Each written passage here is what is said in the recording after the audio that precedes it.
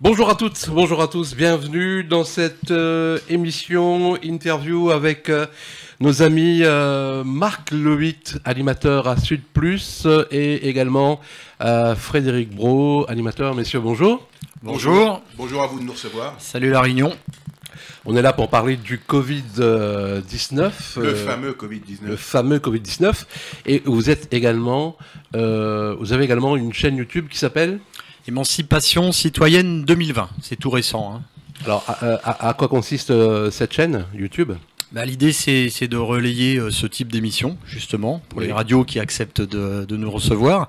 Donc, ça a démarré avec Radio Sud Plus, où on est animateur, naturellement, j'ai envie de dire. Et puis après, avec Marc, on a eu l'idée de relayer par le canal des réseaux sociaux, et notamment YouTube. Très bien. Alors, lors de la conversation avant l'émission, il y a Marc qui a cité cette parole d'Agatha Christie: un peuple de moutons ne peut qu'engendrer un gouvernement de loups. Effectivement, une citation d'Agatha Christie, célèbre romancière anglaise, qui précise que dans sa citation qu'un peuple de moutons ne peut qu'engendrer qu'un gouvernement de loups. Ça veut tout dire. Ça veut dire qu'à partir du moment où le peuple ne contrôle pas et ne regarde pas un peu les affaires de près du gouvernement, ça peut lui jouer des tours. Voilà, toujours être au courant de ce qui se passe et surtout faire valoir ses droits et regarder un petit peu ce qu'on fait, ce qu'on réalise en son nom. C'est très offensif, ça, Non, pas du tout. C'est pas du tout offensif. C'est le rôle d'un citoyen, tout simplement. C'est également assez réaliste quand on observe ce qui se passe. Lorsque on subit l'information et lorsqu'on ne va pas chercher le savoir, ce qui est différent. Fondamentalement, en fait, effectivement, quelque part, on prend le risque d'être plus facilement contrôlé, manipulé, influencé. On peut démarrer avec influencer, juste ça, comme par exemple dans la publicité, mais ça peut aller plus loin. Et en tous les cas, nous, c'est la tendance qu'on voit très largement. Alors, c'est pas nouveau, hein. Je dirais le système politique en tant que tel utilise un certain nombre d'éléments d'influence pour agir et puis pour aller vers leurs desseins, j'ai envie de dire, qui ne sont pas forcément ceux qui sont affichés. Et là, justement, dans cette crise, entre guillemets, sanitaire du Covid-19, on en a une quasi parfaite illustration. Le Covid-19 ou la Covid-19 ? Peu importe l'article, ça reste une certaine crise sanitaire qui a été quand même quelque peu, on peut le dire, exagérée. Une pandémie, moi, que j'ai appelée surqualifiée et médiatisée à outrance. bizarrement, maintenant, on se rend compte. Hier, j'écoutais, je ne sais pas si vous avez regardé hier ou avant-hier, je ne regarde jamais la télévision, je vais chercher en général mon information, mes nouvelles, je vais les chercher dans des journaux étrangers. Oui. J'ai la chance de parler allemand et anglais et espagnol, donc je vais les chercher sur les journaux étrangers et surtout sur le net. Ouais. C'est là où maintenant se trouve la véritable information, et de manière à pouvoir éventuellement réfléchir à pas mal d'aspects. Ça évite de regarder ce qu'on appelle le carré magique, LCI ou BF News, enfin, ou bien CNews, où on a une seule version, toujours la même, celle de l'exécutif, celle du gouvernement, puisque ces télévisions sont payées par nos impôts pour certaines, ou bénéficient de budgets colossaux de publicité, et ce qui fait qu'ils ne sont pas très pressés de vous dire des choses comme elles devraient être dites. Bien souvent, ils répondent à des appels du pied, donc de l'exécutif et des puissants de ce monde. Donc j'aime bien aller chercher mes informations sur Internet, et concernant ce Covid ou la Covid ou peu importe, j'ai estimé que c'était une pandémie effectivement surqualifiée. Cela a été dit d'ailleurs et répété à satiété dans pas mal de langues, dans tous les journaux, différentes langues que j'ai lus. Les personnes qui sont mortes avec le Covid ne sont pas décédées des suites de l'infection, mais parce que leur état de santé était précaire, à ce titre donc elles avaient des problèmes, des pathologies antérieures, elles étaient bourrées de drogue ou bien avaient des vaccins. À cette réalité s'est ajouté le stress, le terrorisme médiatique et la peur. Mais pour le terrorisme médiatique, je préfère laisser la parole à mon ami. Mais Marc, rapidement, donc tu n'y crois pas au Covid-19 alors? Je ne dis pas que je n'y crois pas. Je dis que c'est une grippe coriace, mais que dès le départ, si on avait mis les moyens qu'a mis par exemple l'Allemagne, ou qu'ont mis certains pays comme Taïwan, notamment Taïwan ou la Corée du Sud, qui ont enregistré très peu de décès, dès le départ, ils s'en sont pris donc au traitement au début, si vous voulez, de la maladie. Et la France, qui est l'Institut Pasteur, fer de lance du vaccin, par exemple, enfin des vaccins, on est bien placé dans ce domaine-là, aurait dû dès le départ appliquer le protocole du professeur Raoult. Je ne fais pas de publicité, je ne connais pas monsieur Raoult, mais simplement, on sait maintenant que ça marche. Même, regardez, on vient d'apprendre que l'homme le plus puissant du monde, le président des États-Unis, prend à titre préventif depuis 10 jours le traitement de l'hydrochloroquine, le traitement du professeur Raoult, et de l'hydroxychloroquine, et sans être malade. Donc, ce qui veut dire que si l'homme le plus puissant du monde, qui a accès quand même aux médecins les plus renommés, prend l'hydroxychloroquine, c'est qu'il y a une raison.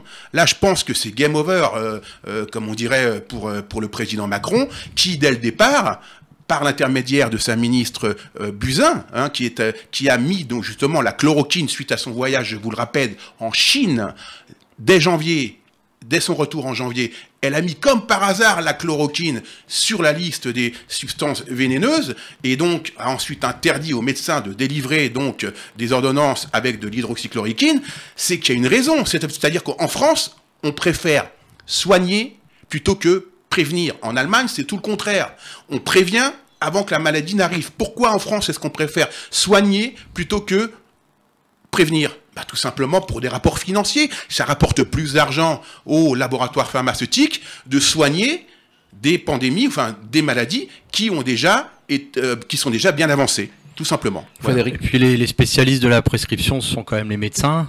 Bon, ils ont quand même des habilitations. Ils sont dans la pratique pour certains depuis des années, des décennies. Et quand vous voyez, justement, quand vous allez chercher l'information et que vous voyez de plus en plus de médecins, certains ont même porté plainte, témoigner sur les réseaux sociaux, que ce soit sur Facebook ou autre, s'afficher en disant je ne comprends pas vers où on va. Moi qui pratique depuis 40 ans, j'en ai vu, et en plus avec beaucoup d'émotion, ils parlaient. Ouais, ils étaient, je sais pas quel mot prendre, mais scandalisés, révoltés et touchés, ça se voyait, quoi. Moi, je suis thérapeute, donc tout ce qui est émotionnel, évidemment, je le ressens, je le perçois, et c'est troublant, quoi. Du jour au lendemain, comme ça, ils prescrivent un médicament depuis, je sais plus, 40-50 ans, quelque chose comme ça. Et puis on leur dit, non. Alors qu'il y a une pandémie, soi-disant. La notion de pandémie, alors Marc, lui, il voit les choses avec ses mots, on se rejoint sur le fond. Pour moi, la pandémie, alors il a dit beaucoup de choses en peu de temps, ce qui fait que merci à vous de déjà nous dire qu'on va revenir quelque part sur un format ou un autre, peu importe, mais effectivement, là, autour d'une demi-heure, on n'aura pas le temps de tout développer, mais c'est avec plaisir qu'on reviendra dans vos studios. Pour moi, c'est une pandémie de terreur, et c'est aussi révélateur d'une pandémie de corruption. Parce que quand on voit tous les conflits d'intérêts, quand on voit l'acharnement contre le professeur Raoul, qui est quand même la référence mondiale dans son domaine, on se dit, il y a quand même un problème, quoi. Et à un moment donné, derrière tout ce que j'ai appelé ce capharnaüm, ou cette confusion, en tous les cas, cette cacophonie médiatique, et puis la confusion gouvernementale, je voulais dire, avec l'histoire des masques, on est encore dedans, là. Et pour moi, il y a une stratégie. Et la stratégie, pour moi, c'est celle de la peur. C'est ce qu'on appelle ordo ab chaos, c'est la stratégie de la terreur. Là, j'invite les auditeurs, auditrices à aller rechercher, par exemple, on mettra sur notre chaîne YouTube les sources. Naomi Klein, par exemple, qui a développé cette notion de stratégie par la terreur, par la peur. C'est pas nouveau, hein. C'est là où je dis que le politique sait très bien utiliser ce genre de mécanisme. Alors en fait, on crée des problèmes, et pour apporter des solutions. Et les solutions, elles nous sont imposées, ou subtilement, on tend à les accepter. Ça va être par exemple l'histoire du vaccin, évidemment, on va en parler, quoi. Hein. Mais c'est scandaleux. Et je rejoins aussi ce que disait Marc, et on a des sources aussi là-dessus. Moi, je suis depuis un certain temps, bien avant le contexte de la crise, Silvano Trotta, qui est un lanceur d'alerte. Quand je le suivais, il était à 25 000 abonnés. Là, il a plus de 105 000.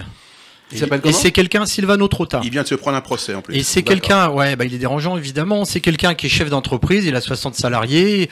Avant, il a été même reçu sur des plateaux de télévision, connus. Et en fait, il s'est évidemment, en tant que citoyen, tout comme nous, il s'est intéressé à ce sujet-là. Alors, tout comme Marc, qui maîtrise plusieurs langues, etc. Lui, c'est pareil. Il est franco-allemand. Et franco-italien, pardon, il a travaillé 15 ans en Allemagne. Donc en fait, et où il est situé dans la région d'Alsace. Donc il a beaucoup de repères, il a beaucoup de sources, les auditeurs lui apportent beaucoup d'informations. Et ce que je voulais dire, c'est qu'il a eu, et ça remonte à déjà un certain temps, il avait le recul sur 3 mois en Italie, en disant que 99,8%, 99,2% de mémoire des personnes qui étaient décédées du Covid étaient avec une pathologie lourde, voire 2, 3, 4. Donc ça rejoint ce que disait effectivement Marc tout à l'heure. Et ce que j'ai vu aussi, le témoignage d'un des médecins les plus reconnus en Allemagne, qui disait qu'on meurt principalement avec le Covid. Et puis il y a du Covid. Voilà, et il y a tout le scandale des dépistages et des tests qui sont... Je redonne la parole à mon camarade. Des tests qui sont bien souvent défaillants, voire manquants. Mais comme le dit Macron, on n'a pas manqué de masques. Il faut quand même avoir un sacré culot pour dire ça. Je voudrais revenir un petit peu sur les professionnels de santé. Il faut savoir que dès le début mars, ces gens qui sont professionnels de santé, les médecins, notamment les urgentistes, la MUF, donc c'est l'association des médecins urgentistes de France, qui étaient sur le terrain, dans leur grande majorité, ont encouragé les professionnels et le ministère de la Santé à utiliser les recommandations thérapeutiques et de stratégie de santé de l'équipe du professeur Raoul. C'est-à-dire que dès le mois de mars, pour éradiquer tout de suite dans l'œuf la pandémie, entre guillemets, entre comillas, il fallait traiter le patient au début. Le fait qu'on ait interdit l'hydroxychloroquine, couplé à l'hydromycine, ça a permis à la maladie de se propager. Et je pense que c'est pas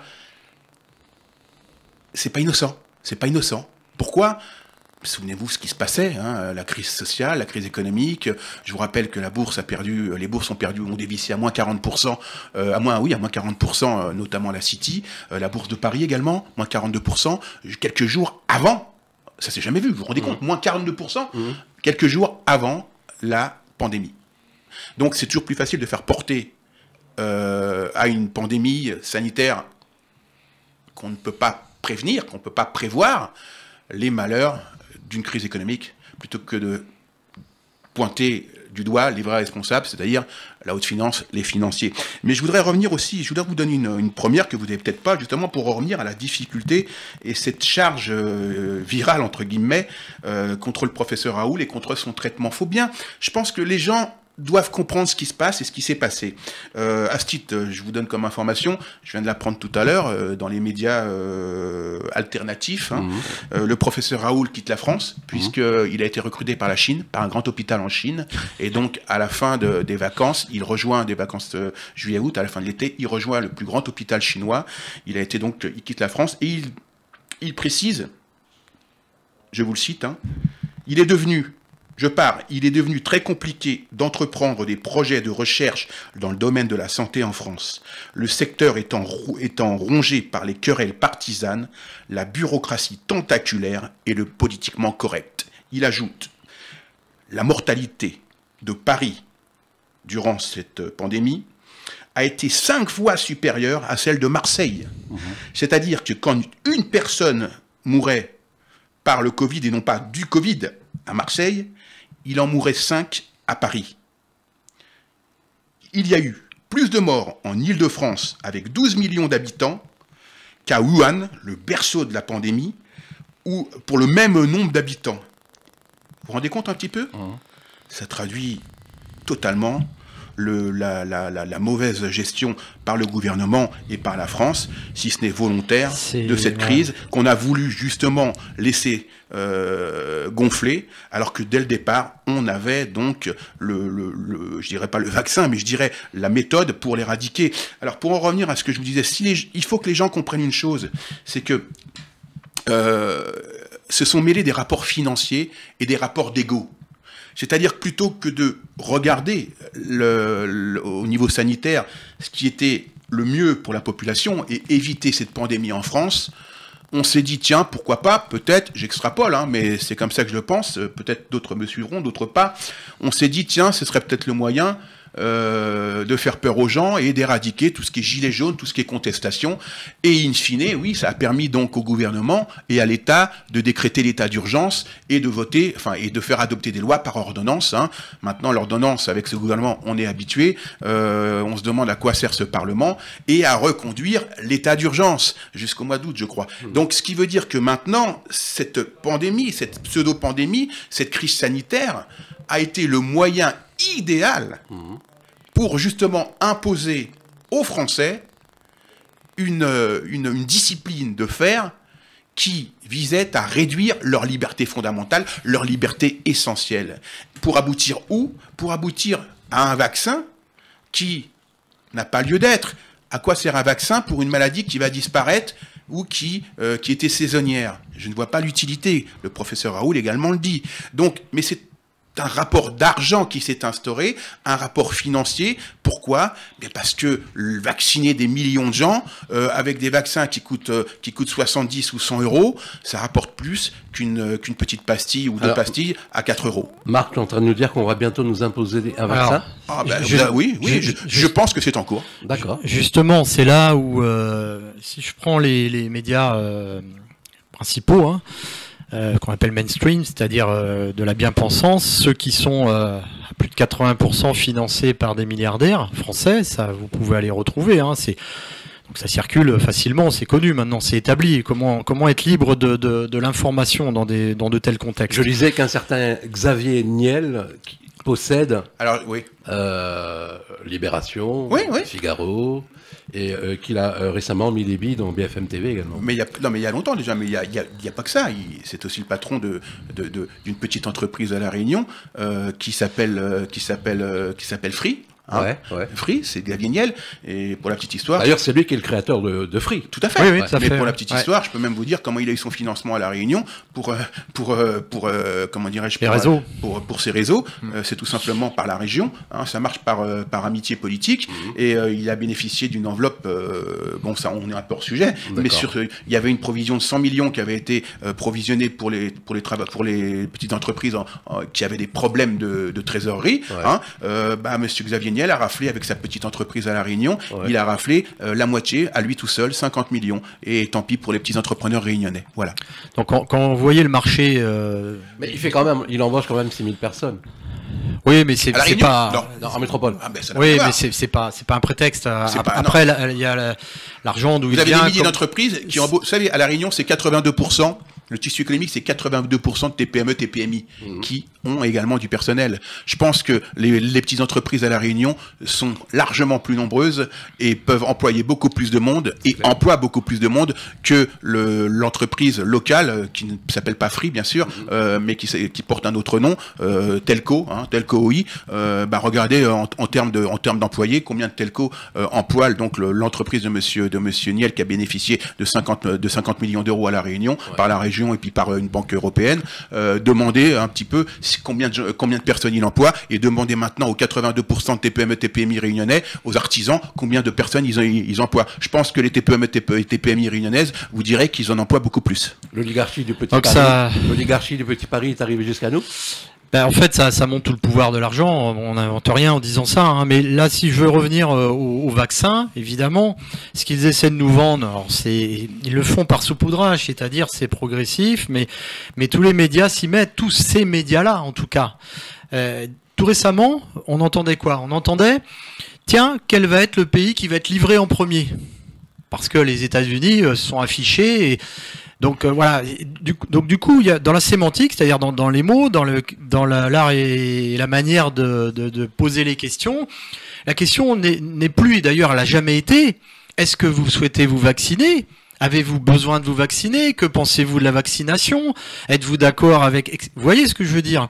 Et en fait, si on va pas chercher, encore une fois, l'information, moi je sais que c'est niet, et ce sera niet, même si on m'envoie les forces de l'ordre, je les accueillerai, ce sera non, parce que mon corps, il m'appartient. Il y a ce qu'on appelle en droit français l'intégrité du corps. D'accord? Il m'appartient. Voilà. Et je connais aussi les risques des vaccins.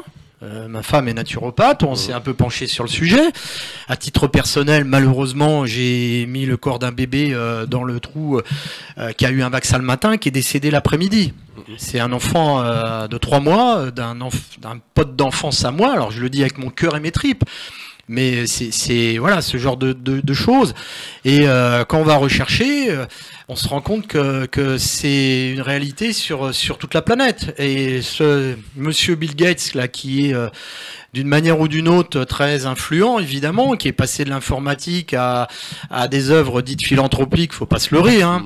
Moi, je viens du secteur bancaire où j'ai travaillé pendant 23 ans, alors à un tout petit niveau, à la base. Hein, faut pas confondre le banquier qui est derrière son comptoir ou dans son bureau avec la haute finance. Mais la philanthropie... on la voit, mais d'un point de vue local, hein, c'est l'entraide, c'est la solidarité, c'est ce vers quoi il faut aller. Mais sinon, le reste, j'y crois pas trop. Hein. Entre tous les avantages fiscaux et les intérêts qu'il y a, ces gens-là, ils ont des dessins, ils ont des plans, et on peut pas, de mon point de vue, faut pas leur faire confiance. C'est pour ça que les médias sont très influents, très influents. Boycotter certains médias. Alors, si vous venez de vous connecter, nous sommes avec messieurs Marc Le 8, animateur de Sud Plus, également Fred Bro, et également sur Radio Sud Plus. Et vous avez également une chaîne YouTube qui s'appelle Émancipation Citoyenne 2020. Exactement. Les auditeurs peuvent aller faire un tour. Et puis la page Facebook du même nom. En fait, avant, j'ai animé pendant quelques temps un blog, une page Facebook que j'ai appelée S'informer pour s'éveiller et pour agir. Et du coup, je l'ai transformé avec le même nom et c'est un relais de l'information qu'on... Vous trouvez que cette crise sanitaire a bien été gérée à La Réunion ?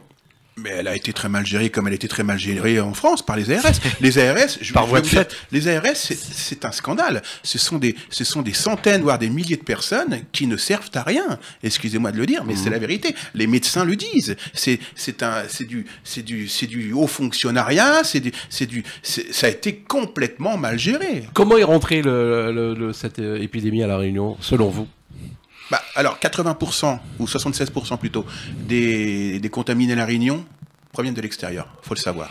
Quand on voit au départ les bateaux qui sont arrivés et les avions, excusez-moi, mais en fait on est dans un monde où l'hypocrisie est devenue une norme. Et la franchise, on nous pointe du doigt, on nous regarde, oh le vilain conspirationniste, oh là là, vous serez à la place des autorités, oh là là. Vous seriez à la place des autorités, vous aurez fait quoi? C'est ce qu'on me pose souvent. Ensuite, je commence à répondre. Si tu veux, vas-y, peu importe. Allez, vas-y Marc. Alors, déjà, avant de répondre à votre question, j'aimerais revenir à la question sur l'appartenance des médias aux plus puissants et à la voix dominante qu'a évoquée. Qui est relayée ici. Qui est relayée ici largement. Ça, faut le dire. Relayée par qui? Par certaines radios. Et la télévision locale. Toute la télévision réunionnaise quasiment, sauf peut-être celle de Thierry Haraï, qui conserve encore une certaine liberté, mais toutes les autres, pardon, c'est le carré magique. C'est-à-dire que tout ce qui est dit à la télévision, c'est parole d'évangile. Mais j'aimerais revenir... Copier-coller de ce qu'ils ont entendu en France, c'est tout. C'est le conformisme. J'aimerais revenir un petit peu sur ce problème des médias qui sont totalement à la botte du gouvernement, de l'exécutif, du système, si vous voulez. Et hier, je notais que vous savez qu'il y a un nouveau conseil de déontologie qui a été créé, justement, pourquoi? Parce que les journalistes n'ont plus bonne presse, plus personne ne croit les journalistes. On s'aperçoit qu'en France, le journalisme, c'est devenu du n'importe quoi, et c'est devenu la courroie de transmission, c'est devenu un petit peu les izvestia sous le régime soviétique, c'est devenu le relais, la courroie de transmission. C'est de la propagande. C'est de la propagande, c'est plus d'information.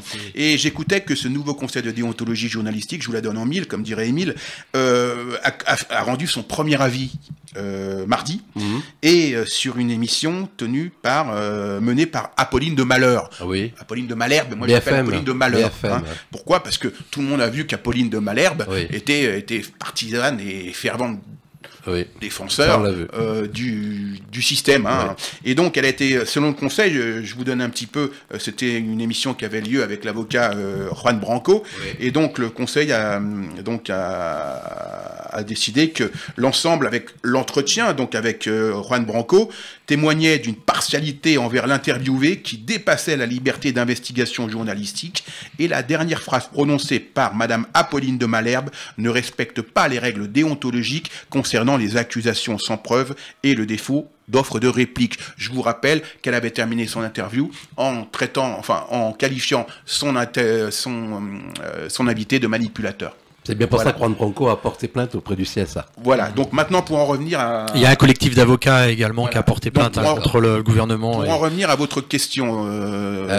vous seriez à la place des autorités. C'est simple. Vous auriez fait quoi? C'est simple, il suffisait... Alors, il faut savoir que chaque année, l'hôpital... chez le parent de plus en plus pauvre. Chaque année, on a rogné sur les crédits de l'hôpital. Moi, je me souviens, quand j'étais gamin, j'allais à l'hôpital, ça se passait bien, j'étais content. Il y avait des bons plateaux, il y avait un service. Maintenant, plus tôt vous partez, mieux c'est. Quand vous allez, chaque année, on constate une chose, c'est qu'à la même période, c'est pas pour rien que le Covid est venu en hiver, on constate chaque année que dans les hôpitaux, les urgences sont surchargées. Et donc, s'ils ont choisi l'hiver pour justement cette pandémie et pour laisser se propager ce virus, parce que je dis pas qu'ils l'ont créé, je dis pas qu'ils l'ont importé, je dis que ça a été une aubaine pour eux. Et de le laisser se propager en France, et notamment dans les dom-toms, etc., c'était pour eux un moyen justement de mieux contrôler la situation économique, politique et sociale de la France. Et donc, je pense que quand vous me demandez ce qu'on aurait fait, il suffisait simplement d'appliquer les directives et le protocole du professeur Raoul, et de soigner cette grippe coriace par le traitement du professeur Raoul. Oui, mais ça a débarqué quelques temps après, Raoul. Il s'est pas manifesté tout de suite. Oui, non, mais ça aurait tué, si vous voulez, ça aurait tué cette pandémie dans l'œuf. Tout simplement. Mais en interdisant aux médecins également de prescrire, on a permis à cette maladie de se propager. Pourquoi? Parce que... Je te laisse. Pourquoi? Parce que ce gouvernement voulait absolument... Il y avait un problème financier, je veux dire, il y avait un rapport financier, il y avait Gilead, un laboratoire américain qui essayait de créer un vaccin, qui voulait créer un vaccin. Pourquoi? Tout simplement parce que le conseil scientifique qui est autour de Macron, choisi par monsieur Macron, le conseil scientifique, à 80%, a des conflits d'intérêts et a été rémunéré par ce même laboratoire, par ces mêmes laboratoires pharmaceutiques. Oui, ça on a compris, vous essayez de bloquer. Et vous avez des actionnaires communs entre Gilead et BFM. Oui. Par exemple. Donc c'est un rapport d'argent. Plutôt que de soigner avec une pilule à 4 € ou un traitement à 4 € qui coûte rien, 30 ans, il y a 30 ou 40 ans que c'est donné l'hydroxychloroquine. Non, on a préféré l'interdire. Donc Buzyn a interdit de manière à empêcher, si vous voulez, les médecins de pouvoir arrêter et tuer dans l'œuf cette pandémie. On n'en serait pas avec ces milliers de morts. Elle était plus là. Elle l'a reconnu d'ailleurs dans le journal Le Monde, hein, elle savait dès le départ. Mais moi, ce que j'aimerais savoir, j'aimerais qu'elle s'explique sur cela. Pourquoi, dès son retour de Chine, elle a placé la chloroquine sur la liste des substances vénéneuses et donc a quasiment interdit aux médecins de pouvoir la délivrer, alors que c'est la substance, c'est le médicament le plus délivré en France, ou dans le monde, pardon, dans le monde, et qu'on a vu qu'il n'y a quasiment aucun effet secondaire. Pour preuve, c'est que le président des États-Unis, l'homme le plus puissant du monde, en prend à titre préventif et non pas curatif. Et l'armée française en prend. Souvenez-vous le même pendant la crise. Souvenez-vous le Charles de Gaulle. Le Charles de Gaulle, à quoi ils ont été soignés? Eh ben, je peux vous assurer qu'ils ont été soignés à l'hydroxychloroquine. Elle est où l'égalité là-dedans? Liberté de parole, de moins en moins, liberté de décider, liberté de choisir pour son corps. Encore une fois, leur vaccin, ils se le gardent, hein, c'est leur solution. Moi, je vais revenir sur le plan local. Ouais. Marc est parti assez rapidement sur la prescription et je le rejoins à 100%. Avant la prescription, déjà, ce qui était scandaleux, ça m'a fait rire par moments, mais par d'autres moments, je me suis dit, mais c'est incroyable, quoi.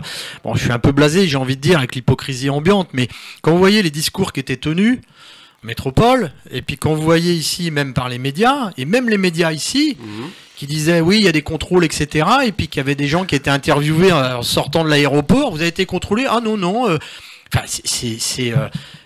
même là, c'est flagrant qu'ils font pas leur boulot, quoi. Ils montrent une image et en fait les propos sont donc en fait il y a une décrédibilisation du discours politique. Bon, c'est pas d'aujourd'hui, hein. Mais c'est plus tenable aujourd'hui. Et non seulement on les croit plus, mais en plus des questions comme il a soulevé tout à l'heure Marc du passage de la molécule hydrochloroquine en substance vénéneuse. Ça là-dessus, faudra s'expliquer. Alors personnellement, j'ai un peu de mal avec, comment dire, dans l'aboutissement de procès qu'il peut y avoir. Parce que malheureusement en France, il y a déjà eu des scandales. Hein, le sang contaminé, par exemple. Et aujourd'hui, oui, il est où ce monsieur ? Il est où? Il est, de mémoire, il est président du Conseil constitutionnel, par exemple. Et il y a eu des condamnés, véritablement, réellement? Non, je pense le petit bout du coin, là, qui va faire je sais pas quoi pour... Hein, il va en prendre plus, quoi. C'est les bradage responsables, mais pas coupables. Donc, il y a un gros reset à faire dans tout ce système-là. Et ici, ce n'est que le relais de ce qui se passe là-bas. Et quand je vois, effectivement, c'est une véritable hypocrisie à La Réunion, et c'est tant mieux. Mais malgré tous ces écueils-là, il y a 0 mort. Il y a quand même Madame Barège qui a essayé de faire arrêter l'arrivée des avions, quand même. Ça a été refusé, je pense. Moi, ce que je vois, c'est qu'il y a quand même 0 mort, et c'est tant mieux, évidemment. On peut qu'en être satisfait. Et alors, qu'est-ce qui fait qu'il y a 0 mort? C'est intéressant. Déjà, il faut se poser ces questions-là aussi. Mais bon, et la plupart des gens aujourd'hui, ils n'ont pas de masque. Moi, on me fera pas mettre de masque non plus. On m'imposera pas non plus. Enfin voilà. Après, c'est mon point de vue. Quelque part, on peut me dire oui, mais si je mets un masque, c'est pour protéger les autres, pour vous. Ben oui, mais enfin les mains. Quand on sait que ça peut être aussi en Chine, pourquoi ils traitaient les sols et les chaussures? Il fallait. Si on prend toutes les consignes et qu'on les pousse à bout et qu'on va dans la rue, on va dans les entreprises et même on regarde les hommes politiques qui prêchent la bonne parole. Allez voir, vous allez en trouver des tonnes. Hein. Là, j'ai encore vu une photo qui est toute récente. Ils étaient 20 sur un carreau de 5 mètres carrés ou quelque chose comme ça, sans masque, sans gants, sans rien du tout. C'est ridicule, masques, quoi. Concernant les masques, est-ce que parce que le gouvernement actuel, ils disent que c'est de la faute du gouvernement d'Hollande et enfin toute son équipe qui à l'époque ont pas su gérer le problème des masques. Est-ce que c'est vrai? Mais Macron a affirmé qu'on n'avait jamais été en rupture de masque. Et ce que dit Macron est parole d'évangile. Eh ben moi j'ai encore vu BFM TV. Non, c'est une boutade. C'est une boutade. Justement, pour en revenir sur le port du masque. Au départ, il était postillon. Alors, on nous disait que ça servait à rien. Masque, c'est bête indienne. C'est ce qu'il disait. Il y a un double discours et surtout, il faut faire attention pour le masque parce que le port du masque, c'est postillon conservé et air respiré vicié, c'est un super cocktail pour se rendre malade. Vous avez même certaines radios populaires de la place qui désignent, vous regarderez sur leur site, qui désignent à la vindicte populaire ceux qui n'en portent pas. Ils appellent ça la responsabilité collective. Alors moi, j'aimerais leur demander s'ils commençaient à être responsables individuellement et à respecter simplement les auditeurs en ne leur coupant pas l'antenne, ce serait déjà pas mal. Mais plus sérieusement, l'utilisation prolongée d'un masque, ça produit quoi? Ça produit premièrement de l'hypoxie. L'hypoxie cérébrale concerne un faible approvisionnement en oxygène au cerveau. Oui. Deuxièmement, respirer de l'air exhalé devient du dioxyde de carbone. C'est pourquoi, par moment, on a des étourdissements. Ça, faut le savoir. Troisièmement, l'intoxication nuit, qu'on ressent, nuit à la mobilisation, aux actions de déplacement, et ça provoque des malaises chez l'individu. Le manque d'oxygène produit une décomposition du glucose et la montée dangereuse de l'acide lactique. Ça veut dire quoi? Ça veut dire que, par exemple, certaines personnes que vous voyez qui conduisent dans leur voiture avec un masque, c'est très dangereux. Bah oui. C'est très très dangereux. Ceux qui courent avec un masque, c'est très dangereux. L'air vicié peut faire perdre tout contrôle au conducteur ou au coureur, le faire tomber. Ça arrive d'un seul coup. C'est contre-productif pour les personnes qui s'occupent 8 heures du public car ils s'intoxiquent sans le savoir. Par contre, quand vous parlez à quelqu'un de près ou à l'oreille, il n'y a aucun problème. Là, vous pouvez mettre un masque. Mais sinon, il n'y a pas besoin de mettre de masque dans la rue, chez un commerçant. Les gestes, moi, ce qui me fait rire, ce sont les gestes barrières. Les gestes barrières, ce sont des gestes qui sont fondamentaux, mais qui sont, comment dirais-je, qui devraient être toute l'année. Ne pas s'agglutiner dans le métro, par exemple. Regardez à combien est-ce qu'on est dans une rame de métro, monsieur. Quand vous prenez l'avion, vous êtes à 1 mètre de votre voisin. Non, donc, il est à les côté. gestes barrières, c'est quand ça les arrange. Il est là le problème. Le métro n'a pas cessé de circuler depuis le début de la crise jusqu'à aujourd'hui. Tout à fait. Et vous posez, pour terminer, après, C'est un non-sens. Je laisse la parole à Fred. Vous demandiez tout à l'heure, qu'est-ce qui faisait qu'on n'avait pas de mort à La Réunion? Ben, je vais vous le dire. Il le disait hier dans un journal télévisé. Vous voyez, j'en ai encore regardé un et encore, je l'ai pris sur Internet, celui-là. C'était le Pujadas du 18. Dans le Pujadas du 18, je vais vous expliquer un petit peu, les journalistes font leur mea culpa. C'est-à-dire que eux qui ont effectivement terrorisé, le mot n'est pas trop fort, la population, eh ben, ils font leur mea culpa et ils mettent ça sur le dos des scientifiques de plateau. J'explique. Moi, j'ai appelé ça, on refait les comptes. Dans le dernier journal de Pujadas sur LCI, le 18, sans honte bu, comme une forme de mea culpa, en tentant d'essayer cette fois de faire du vrai journalisme, ce qui est rare, après, il y a 1 mois, avoir annoncé, souvenez-vous, des chiffres de létalité, par exemple, de 3,5% en conformité avec l'OMS, donc 10 fois le taux de létalité à peu près d'une grippe. On arrive maintenant, avec les derniers chiffres, non plus à 3,5, mais avec les chiffres de l'Institut Pasteur, officiels, à 0,53%. Les enfants, souvenez-vous, c'était ce que déclarait Macron dans un discours, porteur et propagateur du virus. D'où l'interdiction de l'école. Aujourd'hui, on sait que l'enfant n'est pas du tout propagateur de virus. Les études montrent le contraire aujourd'hui. Souvenez-vous, il disait également que le virus pouvait se propager indifféremment à la température. On vient de découvrir par 2 études que c'était totalement faux, car il est sensible à la chaleur. Et on en vient à La Réunion. On en vient aux pays africains. Ouais. Pourquoi les pays africains n'ont que très peu supporté ce virus? C'est parce que ce virus ne supporte pas la chaleur, tout simplement. Alors ces journalistes, que j'appelle moi charognards, qui disent maintenant, qui reviennent sur ce qu'ils déclaraient il y a 1 mois, et qui disent aujourd'hui le contraire, ils prétendent ne pas en vouloir aux scientifiques, qui selon eux, tâtonnaient. Une certaine, je pense, prudence journalistique aurait dû alors prévaloir. Les médias, comme le dit mon collègue, ont terrorisé la population. Monsieur, il nous reste quelques minutes. Ouais, j'ai lu aussi un article, ça remonte à un virologue justement, qui disait que dans une configuration de population avec très peu d'ethnies différentes, ce qui est le cas de la Chine, un virus qui va être, comment dire, présent, il va s'étendre beaucoup plus facilement. Et c'est vrai qu'à La Réunion, alors je sais pas si c'est, mais je me souviens, ça remonte, hein, cette étude-là, il faudrait que je retrouve la source, mais c'était vraiment un spécialiste également. Il disait qu'effectivement, les endroits où il y a une multitude, c'est le cas à La Réunion, hein. Il y a, de par son histoire, effectivement. Peut-être que c'est un facteur. Je dis bien peut-être, je ne sais pas. Je veux juste revenir aussi sur alors, votre question. Quoi faire au départ? Ouais. Alors moi, je relève l'hypocrisie, l'écart entre les propos, le discours et puis la réalité. Ça a été une passoire au départ, hein, que ce soit les bateaux ou les avions. Ensuite, il y a d'autres pays. Ici, on prend l'Allemagne, par exemple. Ou prenons la Suède, mais on va rester sur l'Allemagne, qui avait des taux dès le départ de létalité. Les ratios étaient de 1 à 5. C'est pas rien, hein. Ils ont eu une stratégie très différente. Vous avez eu, prenons l'exemple de la Suède aussi, qui n'a jamais confiné, qui est parti du principe que le corps, quelque part, les virus, je crois qu'on en a entre 1,7 et 4 millions autour de nous sur 1 mètre cube. Alors évidemment, ils ne sont pas tous létals, mais on va passer notre vie avec un masque, avec des gants, etc. Et ces pays-là, en fait, ils ont choisi la stratégie de laisser le corps lutter, quelque part, et pour certains, de dépister les populations à risque. Parce qu'il y avait quand même le recul.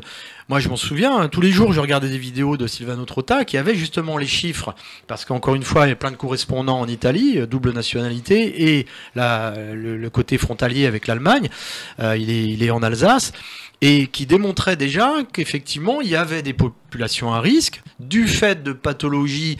Évidemment, aujourd'hui, on meurt de plus en plus âgés, mais on a des maladies de plus en plus jeunes.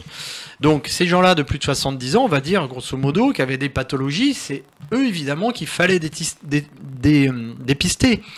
Mais le dépistage, alors non seulement il n'est pas forcément effectivement fiable, et puis il y a d'autres scandales, parce que dans cette histoire, en fait, c'est scandale sur scandale. Le masque, on en a parlé tout à l'heure, au départ, il servait à rien, il était inutile, non, on va pas fermer les écoles. Quand vous prenez, alors on voit sur Facebook ou autre des parodies, mais il n'y a même pas besoin de faire de montage, hein, parce que c'est vraiment ridicule, quoi.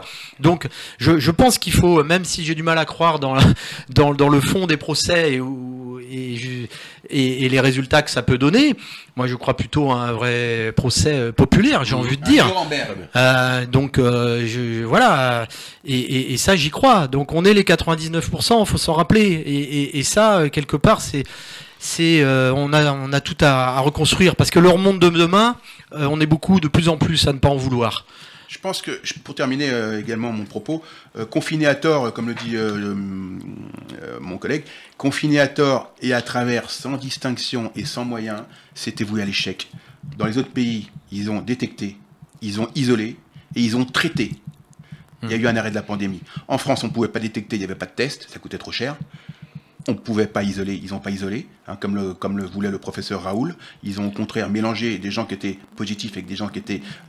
isoler les personnes détectées, on est d'accord. Et ils n'ont pas traité parce qu'ils ont interdit le traitement. Ce qui veut dire qu'ils sont pleinement responsables. C'est criminel. Hein. C'est criminel. Ils sont coupables à 100% sur les 3 tableaux. La détection, l'isolation et le traitement. Ils ont tout fait pour qu'on n'y parvienne pas. Donc selon Fred, les plaintes ne vont pas aboutir. Je sais pas, je pense que ça peut aboutir sur un aspect politique, on va dire, c'est un outil de pression. Sanction, il y a quand même des avocats qui se sont mobilisés, et il y a une plateforme qui a été créée. Ils étudient ça effectivement à fond, donc je pense qu'il va avoir des conséquences. Je le souhaite vivement, mais je ne veux pas que ça accouche d'une souris comme le sang contaminé, ce genre de choses. Donc je pense qu'il y a l'aspect politique, et il faut que ça nous serve de leçon. Et faut que ça réveille les gens. Il faut que ça réveille vraiment les consciences, et qu'on prenne notre destin en main demain d'un point de vue ce système politique, parce que c'est pas d'aujourd'hui. Il y a effectivement toute la Macronie, mais en prenant l'exemple du désastre de l'état actuel de nos hôpitaux, j'ai des chiffres ici, sur 15 ans, c'est 69 000 lits. Donc en fait, quand je disais tout à l'heure, Ordo chaos, c'est-à-dire qu'on crée les conditions de quelque chose qui va s'effondrer pour ensuite proposer quelque chose. Mais des moindres solutions. Souvent, derrière, c'est quoi? C'est la privatisation. C'est des choses qui sont justement, encore une fois, qui reviennent à une poignée de personnes et on se rend compte, il y a des pays qui ont fait ça. Hein. Je prends l'exemple de l'Angleterre qui est en train de revenir sur, qui a pour but, je ne sais pas où ils en sont, mais de renationaliser leur système ferroviaire.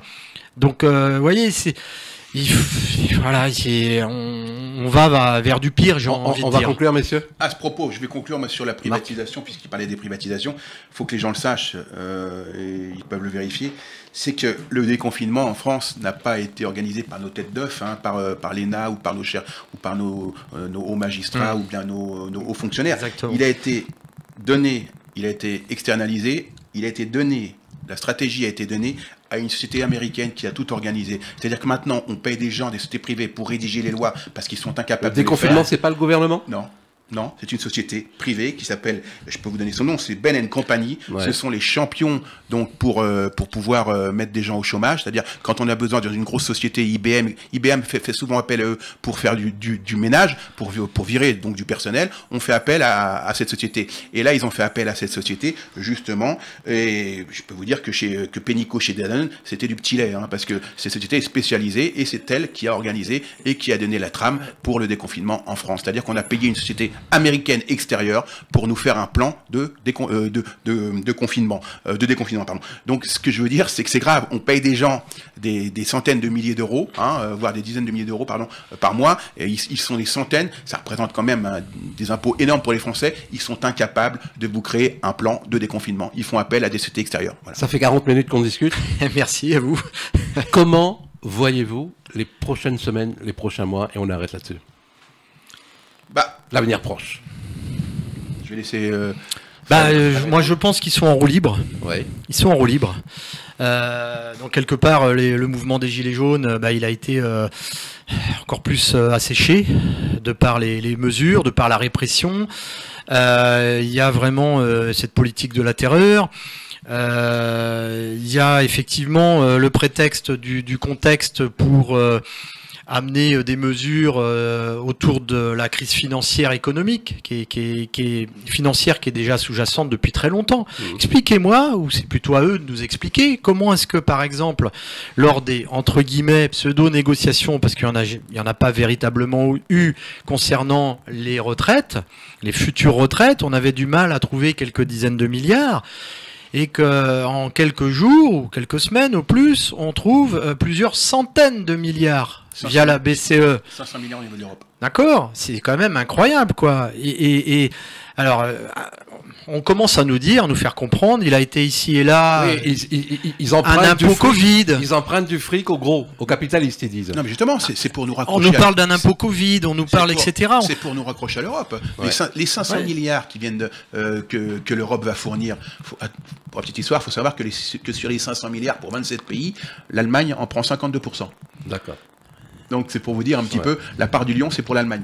Mais c'est justement pour mettre en dépendance les pays d'Europe les pays européens vis-à-vis de cette Union européenne qui a failli, dans laquelle il n'y a aucune solidarité et qui, sur le plan politique, n'existe même pas. On a vu que les frontières étaient largement utiles pour cette pandémie.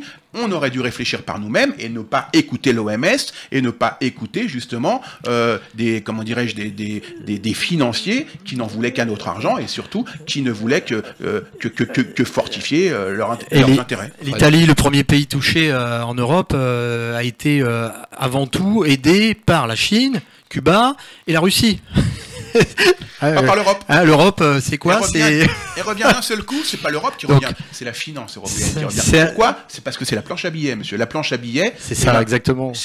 On va fabriquer des euros, mais il y aura une dépréciation de la monnaie, c'est sûr, mais on va fabriquer des euros pour accrocher, si vous voulez, les pays européens à nouveau à l'Europe, parce que l'Italie veut partir, vous le savez. Ouais. La Hongrie, elle est conspuée en ce moment par M. Macron qui l'accuse de profiter, tenez-vous bien, vous êtes assis. M. Macron accuse la Hongrie de profiter de la pandémie pour appliquer des lois sans discuter avec le Parlement. Ouais. Qu'est-ce que fait Macron depuis le début de son mandat? Il ne fait que ça. Donc c'est quand même l'hôpital qui se fout de la gueule de la charité, je crois. Si on ne réagit pas, très rapidement, on va dans une société de plus en plus totalitaire. Et là, C'est clair, c'est net. La solution malgache, puis après on va s'arrêter parce que je vais me faire allumer. La solution malgache, vous en pensez quoi? Bah, on attend les résultats. Monsieur Rajonina, je crois, a accepté donc une étude sur son organique. Hein. Maintenant, c'est pas parce que c'est malgache que c'est pas bon. Hein. Moi, je pense lui il dit que- ça, lui il dit Ouais. c'est parce qu'il est malgache Non, qu'on mais l'écoute pas. on attend les résultats donc de Moi, l'analyse. Et puis si Madagascar a eu si peu de morts, il y a une raison, bien que Moi, l'état sanitaire de Madagascar soit pas non plus des meilleurs, et puis le dénombrement non plus, soit pas très très respectueux de la réalité. Maintenant, on attend de voir par rapport aux analyses. Moi, j'ai un petit doute, non pas sur le traitement. Je pense qu'effectivement, de toute manière, les molécules, elles viennent des plantes, de près ou de loin. Ouais. Donc, évidemment, Madagascar a plein de ressources, ils ont raison de les utiliser. Où j'ai un petit doute, c'est sur l'utilisation politique de tout ça, parce que quand on creuse, c'est pareil. On voit que l'épouse du président malgache a été nommée Ambassadrice. très récemment Ah bon ambassadrice à Du l'OMS vaccin. pour la Pour la vaccination. vaccination. Mais pourtant il était en train de les allumer. Voilà. Ah oui, non, mais c'est Non, pour mais ça que je vous dis, il faut pour faire ramader- attention des pour doubles ramader, jeux. parce que il mène l'Afrique en ce moment. Il faut faire C'est ce qu'il a attention. demandé à l'Afrique. Il faut faire attention des doubles jeux. Il a demandé Voilà. à l'Afrique C'est de refuser. C'est pour ça que je distingue l'utilisation Le refus. politique qui peut en faire derrière ça, en misouk, je dirais, et puis le remède en tant que tel, c'est-à-dire la plante. Vous voyez ce que je veux dire? Tant mieux si évidemment Madagascar en profite, ils peuvent développer quelque chose et utiliser quelque chose qui est, à mon avis, beaucoup plus sain. Mais voilà, j'ai un doute là-dessus. Merci messieurs, Marc Merci à vous. Lewitt, animateur de Sud Plus, également Frédéric Bro, merci. Et je rappelle que vous avez une chaîne YouTube qui s'appelle Émancipation Citoyenne 2020 et une page Facebook. Du même nom, Émancipation Citoyenne 2020. Et on se retrouve bientôt sur Radio Piquant. À très Pour la bientôt. suite. RJL Et sur également, Radio qui va Sud Plus également. Et sur Merci- RJL, avec Merci de nous plaisir. avoir reçus. Merci beaucoup. À bientôt, merci. Salut les Au autres. revoir. Merci Bye. les gars.